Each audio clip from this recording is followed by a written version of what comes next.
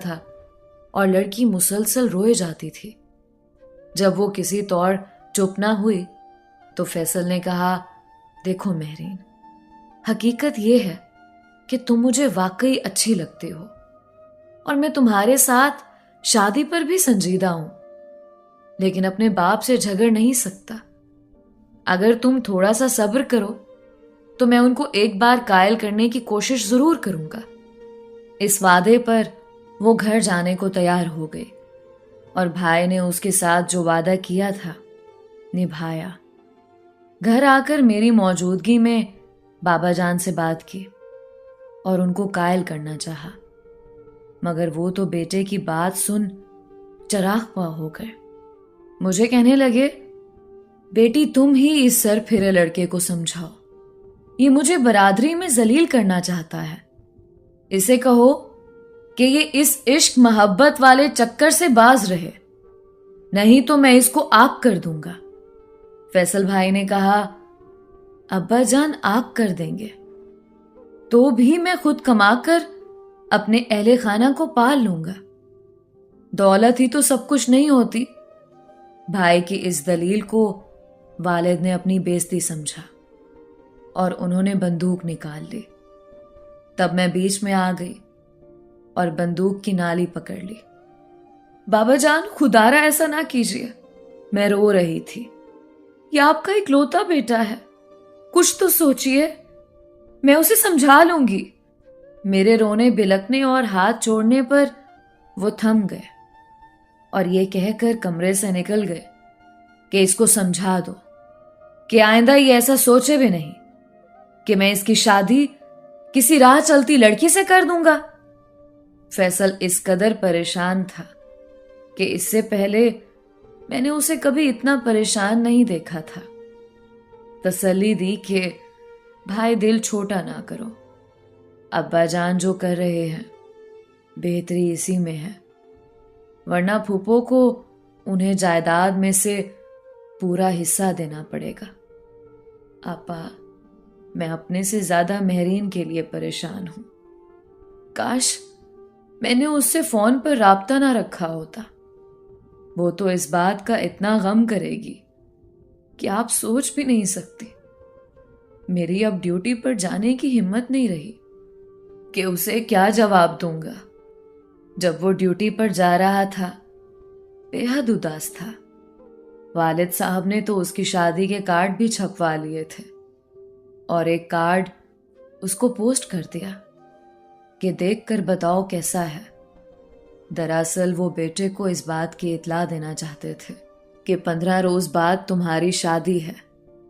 भाई ने फोन पर महरीन को इत्ला दी कि शादी की तारीख तय थी और अब कार्ड भी छप गए हैं।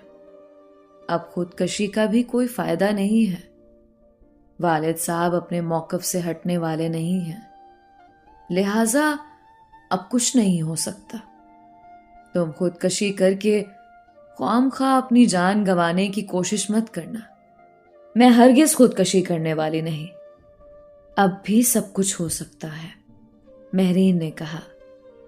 अगर तुम कुछ नहीं कर सकते तो मैं कोशिश करके देखती हूं। मैं तुम्हारे वालिद से खुद मिलूंगी और उनको मना लूंगी। ऐसी गलती कयामत ले आएगी, यह हरगिज मत करना। वो निकाल बाहर करेंगे, नहीं तो बंदूक से तुम्हारा किस्सा तमाम कर देंगे। फैसल ने उसे बहुत डराया धमकाया, मगर वो दीदा दलेर बिल्कुल भी ना डरी, बल्कि अपने जज्बा सादिक पर फख्र करने लगी। उसने कहा कि मैंने तुम्हारे ऑफिस से तुम्हारे घर का पता ले लिया है और अब तुम्हारे वालिद से मिलने जा रही हूं। फैसल उसे रोकता रह गया और वो वालिद साहब से मिलने हमारे घर आ गई। मैं दोपहर का खाना लगवा रही थी।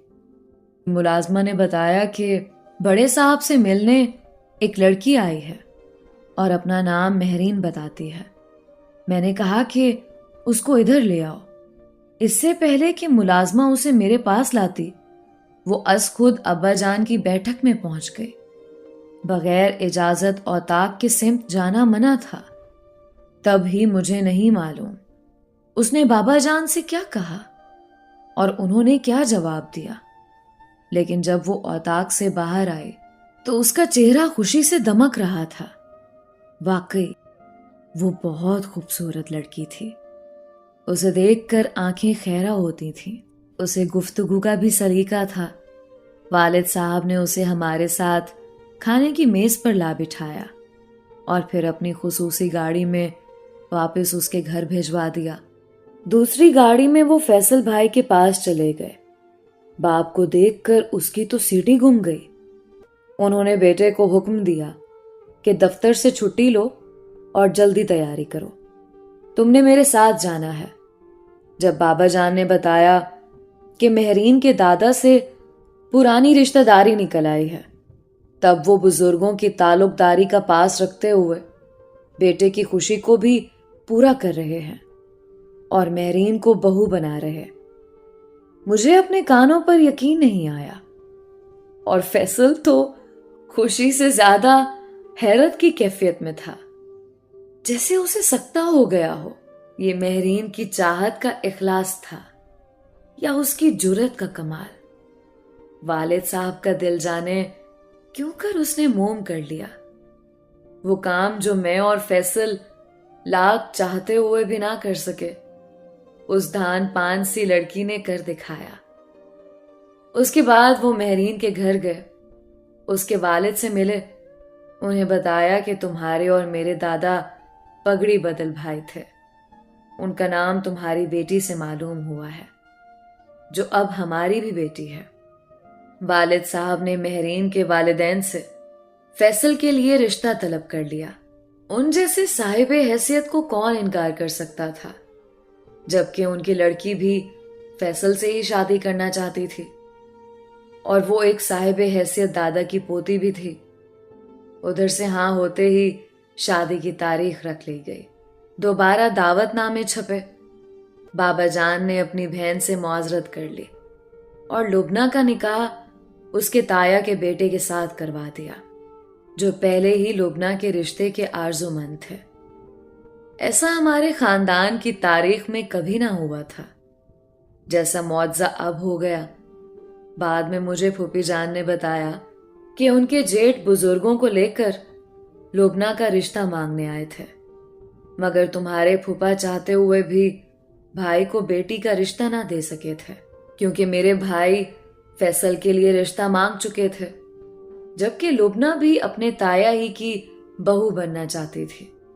جب بھائی نے رشتہ ختم کیا تو لبنہ خوش ہو گئی، اور اس کے ابو بھی، کہ اب وہ اپنے بھتیجے کو بیٹی کا رشتہ دے سکتے تھے۔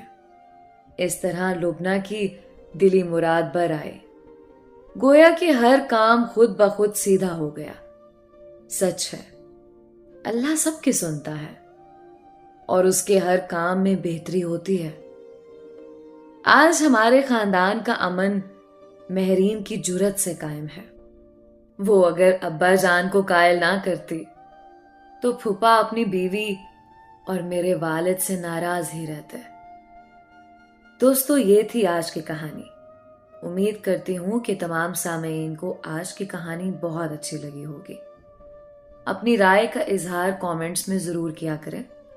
ملتے ہیں ایک نئی کہانی کے ساتھ، تب تک کے لیے علیزہ کمل کو اجازت دیجیے۔ اللہ نگہبان۔